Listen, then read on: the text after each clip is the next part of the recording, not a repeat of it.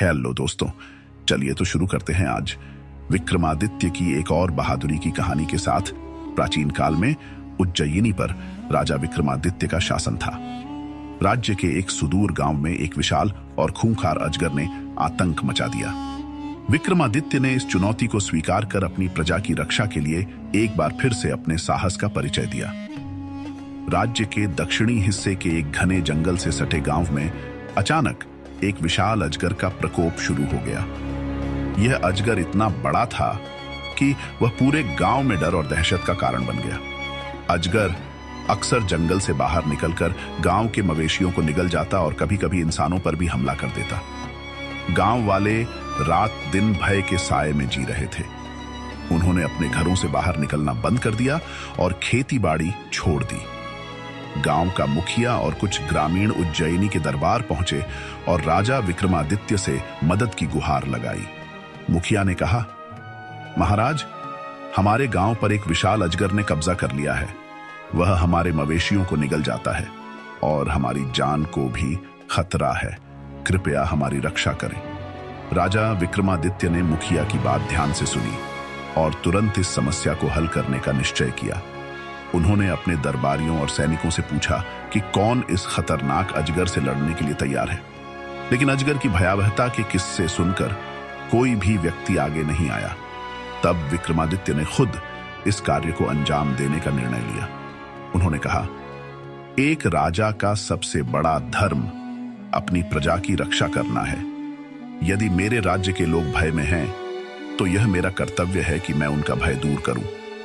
उन्होंने अपनी तलवार और ढाल को उठाया और अपने सबसे तेज घोड़े पर सवार होकर गांव की ओर निकल पड़े। राजा विक्रमादित्य ने गांव पहुंचकर स्थिति का जायजा लिया। गांव के लोग उनसे मिले और उन्हें बताया कि अजगर जंगल के पास स्थित एक बड़ी गुफा में रहता है। वह रात के समय गांव में आता है और हमला करता है।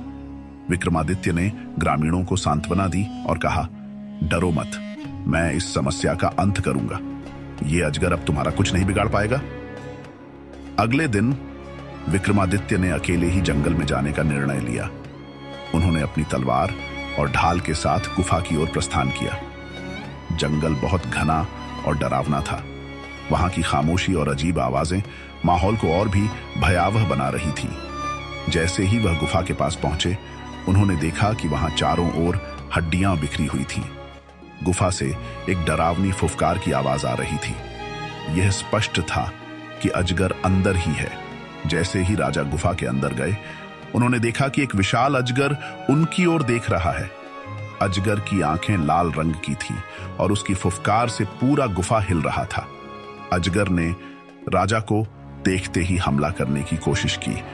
उसने अपनी पूंछ से गुफा की जमीन पर जोरदार प्रहार किया। विक्रमादित्य ने तुरंत अपनी ढाल उठाई और अजगर के हमले को रोका। अजगर ने अपना विशाल मुंह खोला और विक्रमादित्य को निगलने की कोशिश की, लेकिन राजा ने अपनी तलवार से तेज वार किया, जिससे अजगर के शरीर पर गहरी चोट लगी। अजगर ने अपनी पूंछ से राजा पर हमला किया, लेकिन विक्रमादित्य ने तेजी से पीछे हटकर खुद को बचा लिया। उन्होंने अपनी तलवार से अजगर की पूंछ पर वार किया, जिससे वह घायल हो गया। अजगर ने जोर से फुफकार कर विक्रमादित्य पर झपट्टा मारा, लेकिन राजा ने अपनी तलवार से उसकी गर्दन पर प्रहार किया। यह वार इतना तेज था कि अजगर गुस्से और दर्द से तड़पने लगा। राजा ने अपनी सूझबूझ और बहादुरी से आखिरकार अजगर की गर्दन पर जोरदार वार किया, जिससे उसका अंत हो गया। विशाल अजगर जमीन पर गिर पड़ा और उसके प्राण निकल गए। विक्रमादित्य ने अजगर को मारकर गांव वालों को उसकी गुफा तक बुलाया। जब गांव वालों ने देखा कि वह भयानक अजगर मर चुका है, तो उनकी खुशी का ठिकाना नहीं रहा। ग्रामीणों ने राजा विक्रमादित्य का धन्यवाद किया और उनका जयकारा लगाया। उन्होंने कहा, महाराज, आपने हमारी जान बचाई। आपके साहस और कर्तव्य निष्ठा को हम कभी नहीं भूल सकते। विक्रमादित्य ने मुस्कुराते हुए कहा, यह मेरा कर्तव्य था। एक राजा का धर्म अपनी प्रजा की रक्षा करना है। अब तुम सब निर्भय होकर अपने जीवन को आगे बढ़ाओ। यह कहानी राजा विक्रमादित्य की निडरता, साहस और कर्तव्य निष्ठा को दर्शाती है। यदि आपको कहानी पसंद आई हो तो चैनल को सब्सक्राइब करें दोस्तों। Thanks for watching.